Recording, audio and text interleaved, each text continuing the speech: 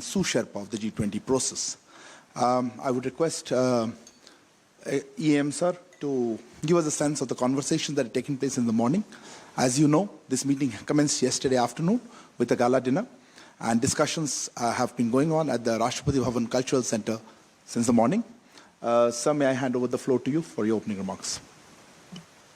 Thank you. Good evening to all of you.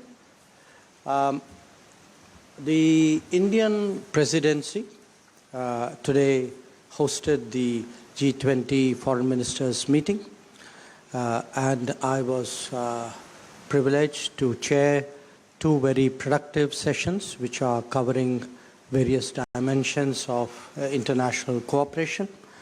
The second session is in fact still going on. It's at its concluding period. Now, we saw participation from all the G20 countries and the 9 guest countries. There were 13 international organizations that were represented at the meeting. We had the presence of foreign ministers of 27 countries, apart from India, the chair. And 2 countries, the Republic of Korea and Japan, were represented at the Vice Minister, the Minister of State level. Which I believe is actually the largest gathering of foreign ministers hosted by the G20 presidency. Now, in the morning, we were addressed by the Prime Minister virtually, and I think some of that is on public, actually that is on public record, right? And for those of you who may not have seen it, he gave us some pretty forthright advice and I would say strong guidance on what the foreign ministers should do at the meeting. If I were to sum up what the Prime Minister told us, there were 5, to my mind, important points. One, he noted that multilateralism is in a crisis today, and in terms of preventing future wars and fostering international cooperation, which were its 2 primary tasks, it had failed. The second point he had made was that it was important to give a voice to the global south because the world was seeing a lot of countries actually regressing on their sustainable development goals pathway. We were witnessing unsustainable debt. These were countries who were most affected by global warming, and therefore it was particularly important to hear them. The third point he made was that the discussions, which we were just beginning at that time, he recognized that these discussions were affected by the geopolitical tensions of the day. But he asked us all as foreign ministers to remember that we had a responsibility for those who were not in the room. And therefore, he urged that we draw inspiration from India's civilizational ethos and focus not on what divides us, but on what unites us.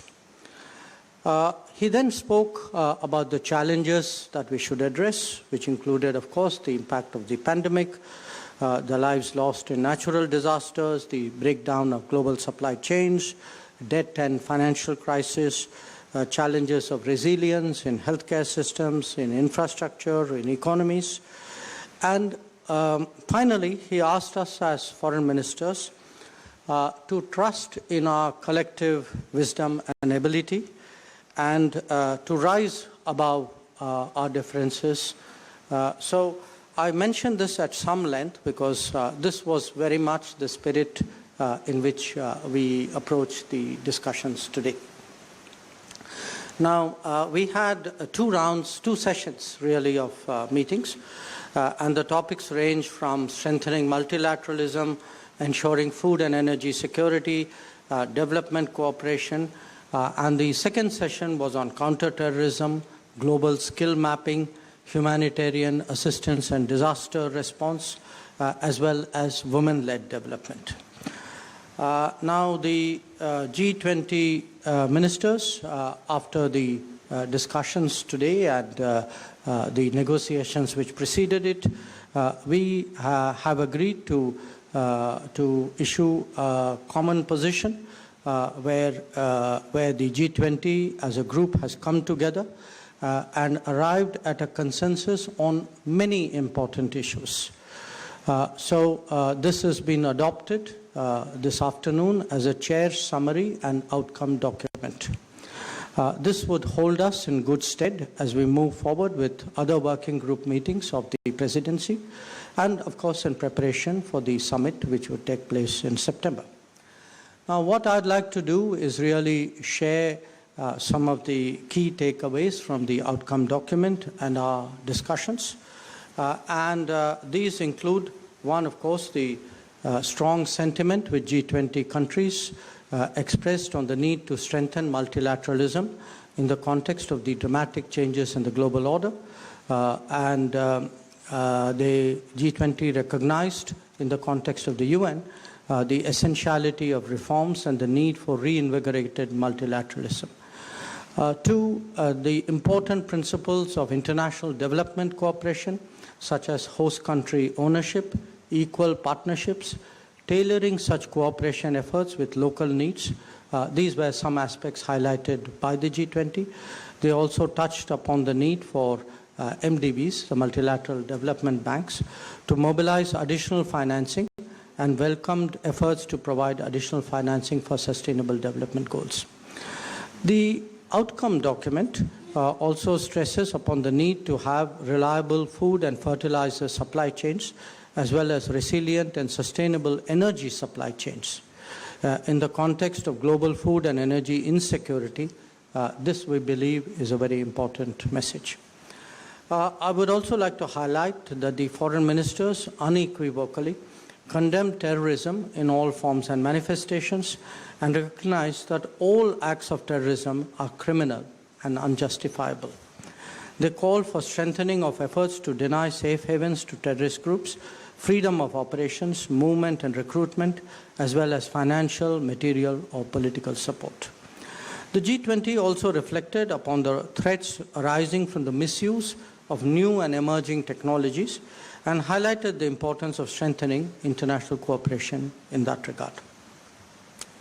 For the first time, the G20 foreign ministers considered and discussed the topic of counter-narcotics and called for inclusive and strong international cooperation in this regard. They also discussed the topic of global skills mapping, and this was in the context of the changing nature of work. They recognized that well-integrated, skilled workers benefit not only in their country of origin, but also the destination country where they may happen to be employed.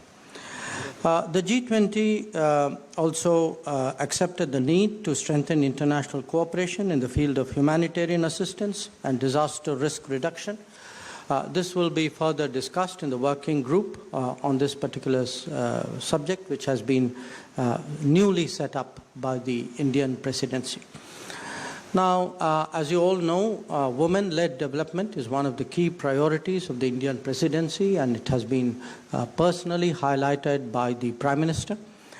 After due deliberations on the G20 table, the foreign ministers affirmed the need to put gender equality and empowerment of women and girls, including their leadership, at the core of our efforts for inclusive recovery.